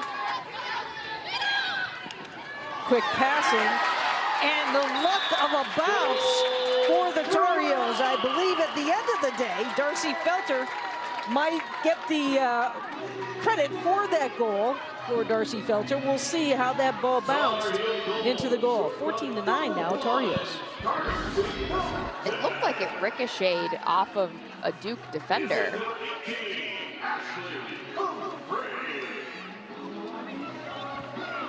Let's take a look at this angle. Ashley Humphrey with the assist.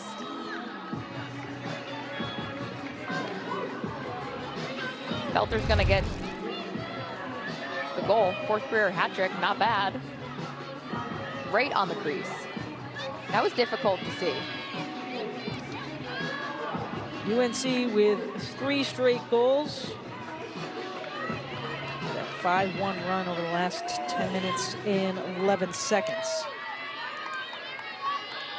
And Felter, the sophomore, doing a great job in being a part of this run by Carolina in the third. And Bailey Horn's back in the draw circle for Carolina, so they've got some weapons at the center X. It's usually Horn and Dirks on that combo on the draw. Then you saw 44 Flynn Reed. Many different options. And Bailey Horn's a freak athlete. She played ice hockey in high school, so you're just built just a little bit different. And she was beating all of the draw takers at practice a few years ago. Decided to come back for her graduate year, and Jenny Levy told her there's going to be a place for you on this team. You are going to play and be impactful, and you see that this season. And during this 6-2 quarter run by North Carolina, they have won 5 of the last 7 draws. This is their biggest lead with under a minute to go, now in possession of the ball.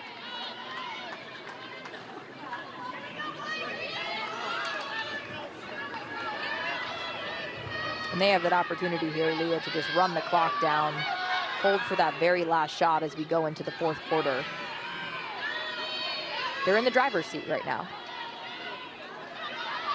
Shot clock, game clock on cue.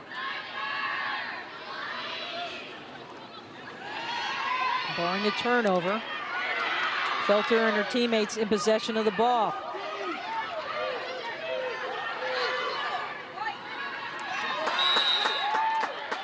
Katie Keller scoops it up. Not a lot of time left. And that'll do it. 3 quarters in the book. Quite a run here by the Tar Heels in the 3rd, winning the quarter 6-2 and a 14-9 advantage as we head to the 4th.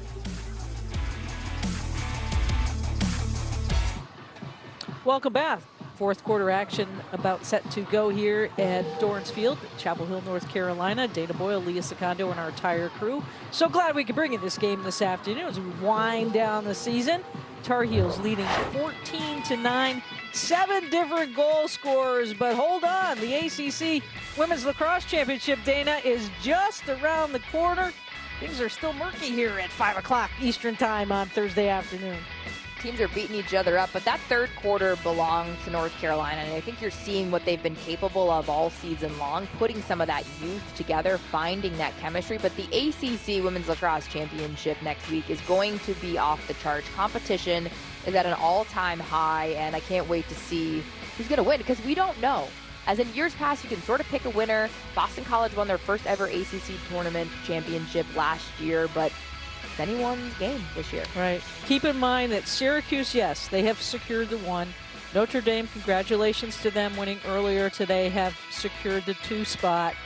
But this is based on the current standings, not for final play of action on the day. There's so much ahead. Duke and Carolina know that they're in the quarterfinals, so they get the bye on Sunday. They won't play.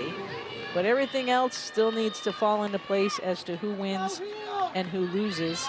If Duke wins, they could be a 5. The loser of the game would be 6.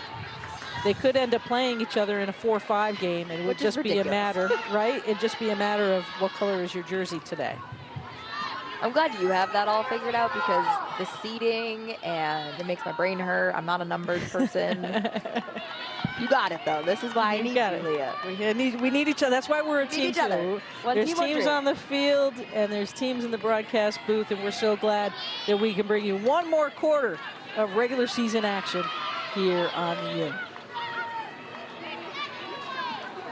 Duke not in possession of the ball, Dana, and this drought, scoring drought for them, and lack of possession of the ball has really hurt them through this 3rd quarter of play and into the 4th. It has, and this is a gift that UNC, a costly turnover, uncharacteristic. Duke has the ball. What are they going to do with it? They haven't had it a lot in that 3rd quarter, so can they settle it down and work for that best shot? I didn't love that last shot they took in that 3rd quarter. It was sort of like a donkey shot from the 12-meter. Just wound up and shot. There was no need for that. There's plenty of time left on the shot clock. Make Carolina work defensively. Got to work for a good shot here. And be patient. We're under a minute to go on the shot clock. Plenty of time.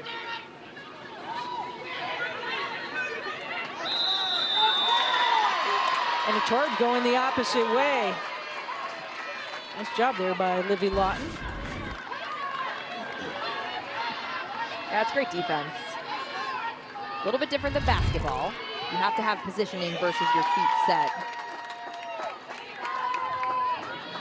Duke's had 1 goal, Leah, in the last 15-plus minutes. That's UNC defense on display. And Emily Knowles, Gabby Hall, Livy Lawton, that group of young women have worked together for so many years that you see that cohesive. They don't often get talked about enough because we're so focused on the UNC attack, but I've been really impressed. This is a Blue Devil team that averages about 13 goals per game. That's 8th best in the ACC. And you sort of think at this point in the game, you're noticing Katie DeSimone not on the field. She occupies her defenders. Right. Yes, she's that pure goal scorer. She leads the team in points and goals, but they need someone like her to take a team on their back. Godine changes hands, goes low.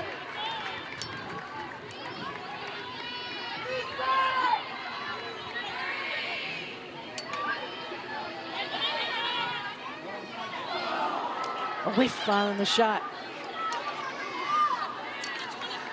And on the flip side, on the defensive side of the ball, Carolina only gives up 10 goals per game. Duke is right there, so there's work to be done. Again, if you join us late, star attacker for Duke, Katie DeSimone, is not on the field today,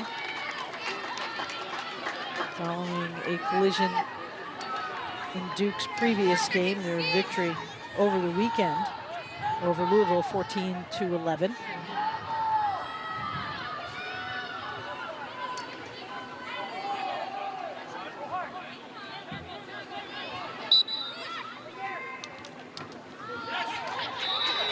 Defense does a very nice job in clamping down on this one, but we're going to have a whistle before that, Dana. Like a stick check. I believe it's a foul on Alyssa Long. And you're right, Leah, great job by the Duke defense collapsing. Alyssa Long is so quick. Her first step is elite. And you can see her, she evades that defender. I didn't really see a push. She got really close to the crease. But nevertheless, she's gonna get another opportunity, this time at the center hash, which is a little scary if you're Kaufman and Cage. We'll hold up for a little bit for a second here for the senior from Springfield, Pennsylvania. And Alyssa Long, no goals, no assists, which is pretty rare for her. She's always good for a couple. All those hustle plays that she does. Rips it high, had to let it go as the shot clock is releasing, gets the rebound and the score. Her 38th of the year, how about that? She's gritty, let me tell you, those hustle plays like we just talked about. Rebound goal for the target. That was a little bit of a statement goal, you had to think. Takes one quick step, rips, Kaufman saves it, and then she just gets her own rebound. Never give up on the play. Great job by Alyssa Long. Long now the 7th different goal scorer on the game. See that nugget on the side there, had 3 big ones last season against Duke. And that game came down to the wire last year. We thought it might go into overtime. UNC won by 1. Katie DeSimone had food poisoning last year and somehow played. It was wild. There's things going on all over the field. The final in that one was 13-12.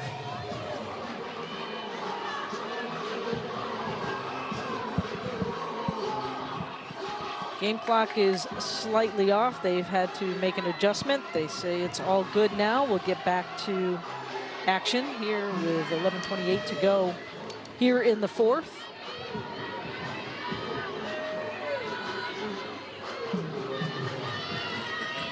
You see Katie DeSimone on the sidelines, who looks like Erin Matson, who's the field hockey coach at UNC. I had to do a double take. I don't. They could be sisters. They could be, but I pretty guarantee you that Kate wouldn't be wearing UNC colors and Erin would not be wearing Duke Blue Devil colors. Card is coming out here. It'll be a green card.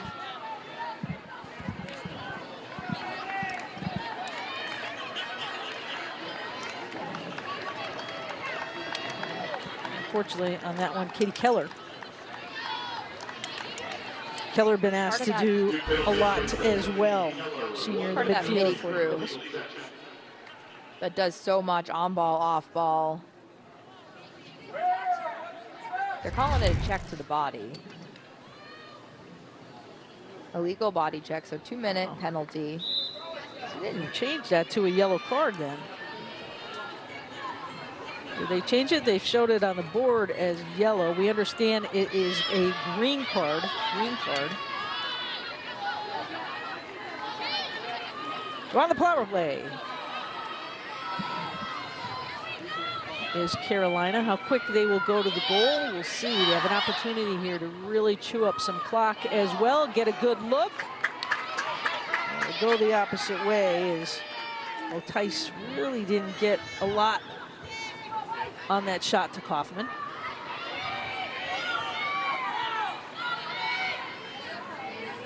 A lot of field to run.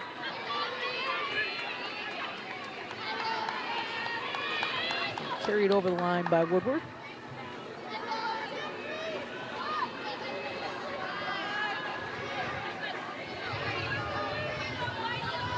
For those of you awaiting the Syracuse-Boston College game, scheduled to start at 5 p.m. Eastern, that will start over on ESPN News. Of course, that's going to be a great clash. Syracuse coming in undefeated in ACC play. Boston College at home, try to bounce from their loss in overtime against Virginia. Expect to be a good one. Drew Carter and Charlotte North will have the call on that one from Chestnut Hill.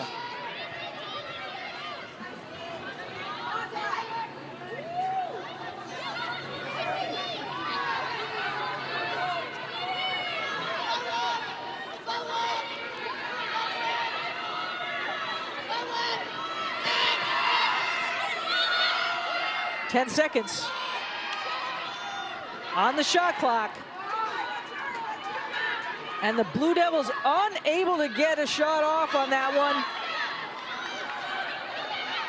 Back they go. Will they charge to the goal quickly? What a sequence. Forced it in. Well, Tice comes up with a ground ball. Duke wins it back, just wills their way back into the offensive end. They need a goal here real bad. And you saw Prunty kind of wave her hand.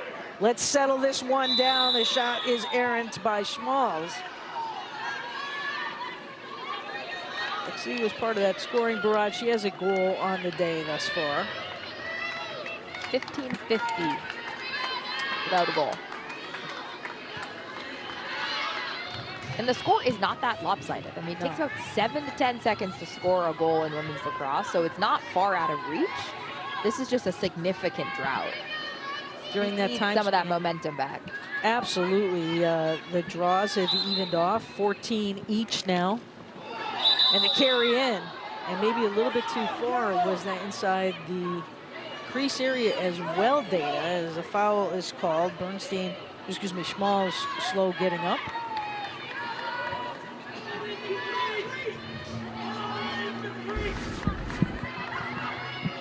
Take a look at the replay. Quick first step by Schmalz. I didn't see a push.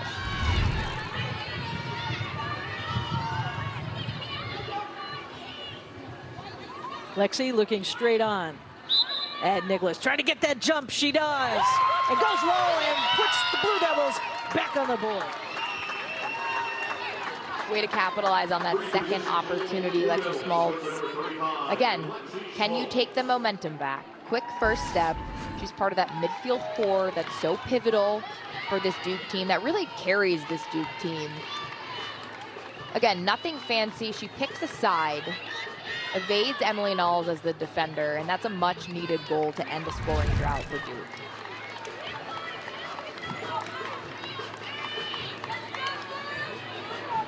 Lexi with plenty of congratulations on the sideline. Still plenty of work to be done. Her 15th career multi-goal game. Graduate student from Needham, Massachusetts. 5-goal differential, 8:48 to go. Again, if you're waiting at the top of the hour for Syracuse and Boston College, that game will start over on ESPNU.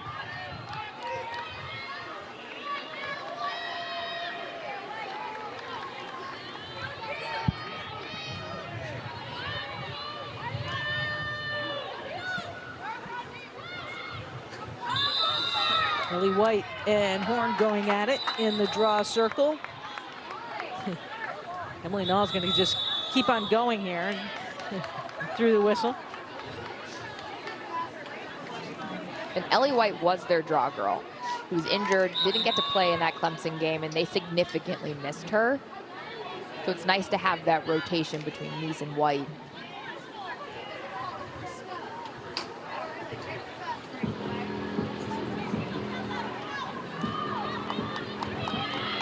As the officials talk it over, they're trying to figure out if they are going to go to a review on this.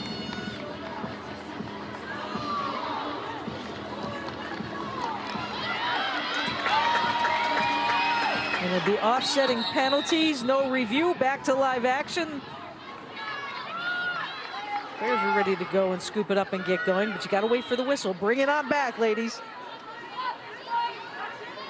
Katie Keller will start the clock on the whistle.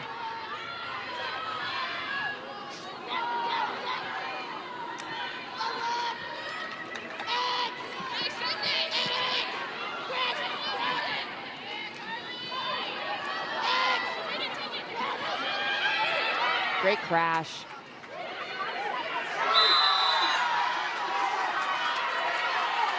You can hear the UNC bench calling for a charge.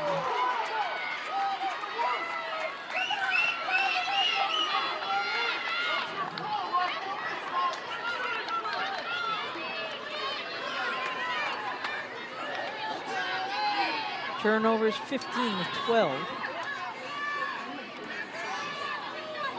And under 8 to go in this one.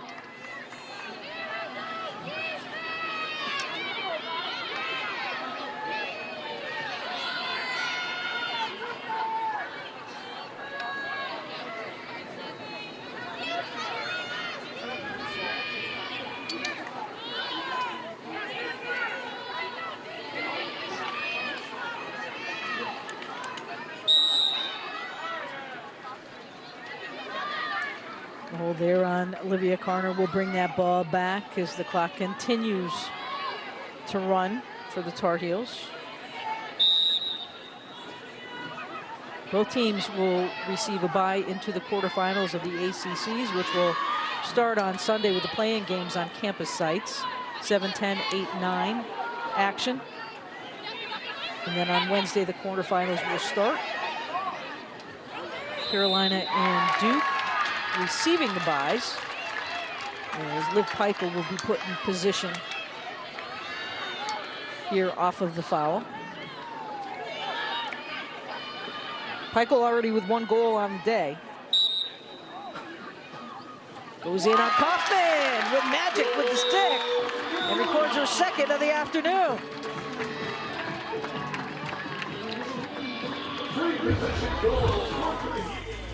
Pikiell off the 8-meter. Beautiful first step, evades the Duke defender. Carolina's getting it done on the offensive end. Can Duke make a stop?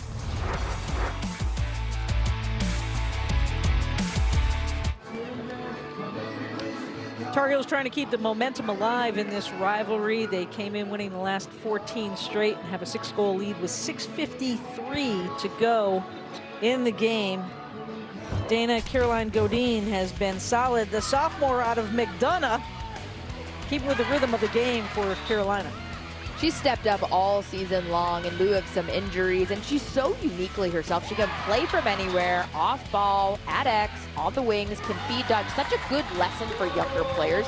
Be versatile in your game. It makes you so hard to stop, and it makes you have to be on the field. It makes the coaches want to put you on the field because you can get it done on the 8-meter. She's been that spark in this game for North Carolina, Leah. Absolutely. Her dad, Doug, played at Virginia. Carrying the torch here for the Tar Heels is the sophomore business major. 8 goal scorers for UNC as we get back to the draw circle. It'll be Horn for the Tar Heels. Neese continues for Duke.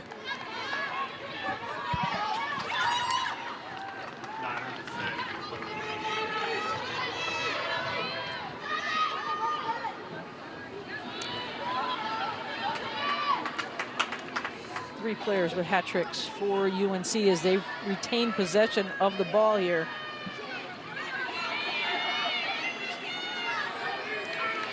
And you can tell, Leah, by their body language, Riley Casey directing traffic, very much in the driver's seat. Plenty of game left, plenty of opportunities for Duke to come back, but you just sense that Carolina's playing with just that little extra poise.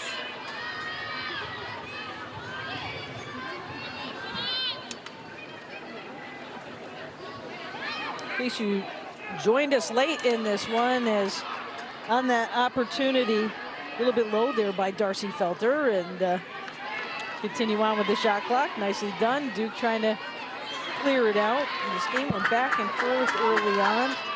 4-3 was actually the last time it was really tight. UNC scored 4 quick goals. It was 7-3 at one point. Duke ran off 3, got within 1. And then the Blue Devils really struggled, went about 15 minutes in the third quarter of play without a goal. Were outscored 6-2. Made it a little bit interesting here in the fourth, but it has been Tar Heels all the way as Nicholas gathers that one in. It's sort of hard to believe that at half, Leah, it was 8-7 UNC, and UNC owned that third quarter so handedly that Duke had no opportunity on the offensive end. They played so much defense, they couldn't get in a rhythm, and to me, that's the turning point of the game. Under 5 minutes to go. Quite a glaring stat for a team that averages over 13 goals a game. Have been in a scoring drought now for 20 minutes with just 1 goal in 20 minutes of action. Ashley Humphrey not happy about that turnover.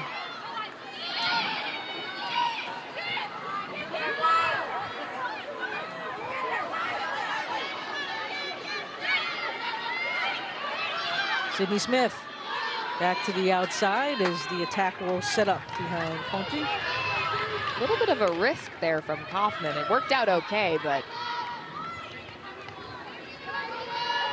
quite the Hail Mary there.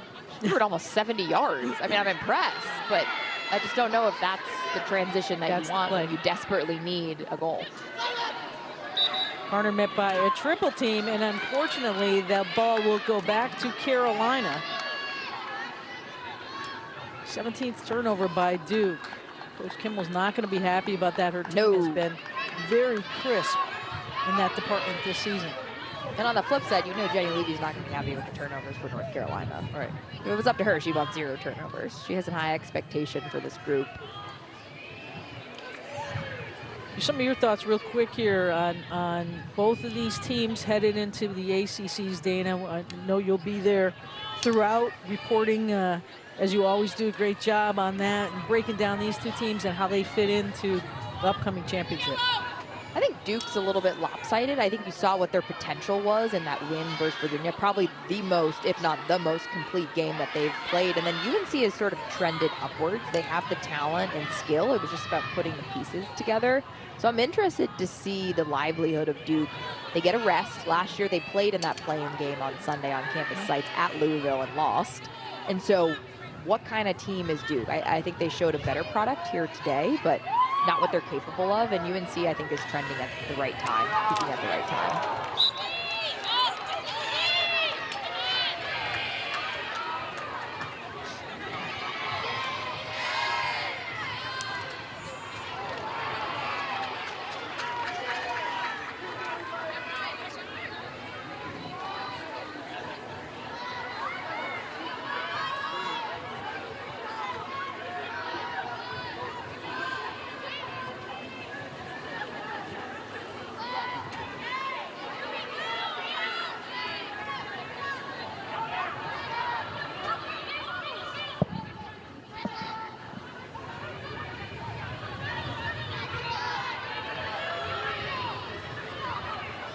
Under 2 minutes to go. Important here for the Blue Devils to get a positive. They have struggled here on the offensive side of the ball. Just before the shot, a little bit of frustration, Dana, and Katie Keller was ready to wind up. Looked like she had clear space to the goal. I mean, you said it. There's just been no rhythm and no fluidity, and that's a perfect case. The whistle blows as she nails one, but there was 5 or 6 bobbles in transition for Duke. They just don't look like themselves and what we've seen them capable of playing.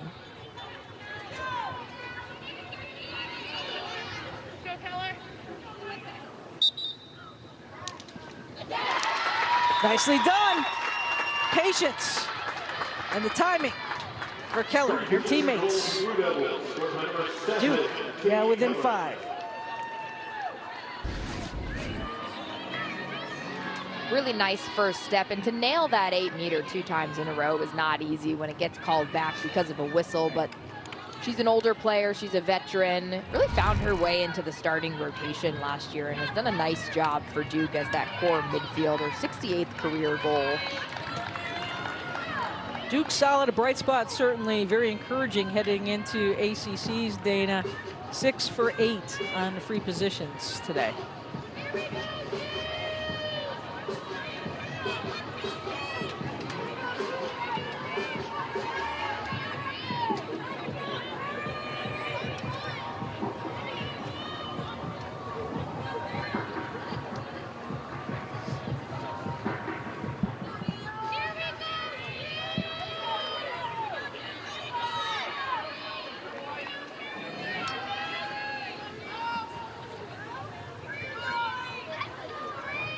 Horn and Nice, 15 apiece on the draws. I really like Bailey Horn on the draw circle. She's so athletic, so gritty, and in tandem with Emily Knowles, it just seems like it's a great duo. And has given UNC a lot of juice here in this game.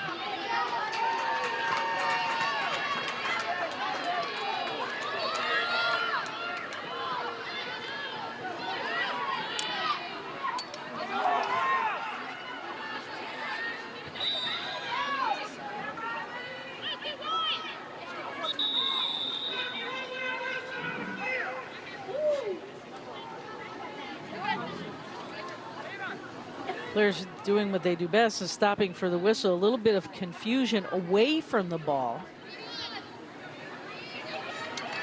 And the green card is going to be given with 1:07 to go. Dana, the players were already over the restraining line though, correct? Yeah. From what we could see, oh, it's offsides. Okay, offsides on defense. Another point of emphasis, because you saw a lot of teams do that last year and mess up the rhythm offensively. So that's a good call by the officials. It was just hard to see from our vantage point. Exactly. So Ellie White will take a seat. Folks. Power play. Under, excuse me, a minute to go in the game. Under a minute on the power play. So Carolina can certainly just back out here unless challenged by Duke. Dana, they will secure Carolina will secure that 4-5 seed. Duke will secure the 8 seed. And we could see, depending on how it shakes up between Boston College and Syracuse, UNC and UVA could face each other again. Remember earlier in the season, UNC beat them at home at Klockner Stadium, overtime win. I would love to see that rematch, not just because I'm a Who alum, but I think that was great lacrosse on display. 8 different goal scorers for Carolina today. And for the 15th consecutive time, they will defeat their rival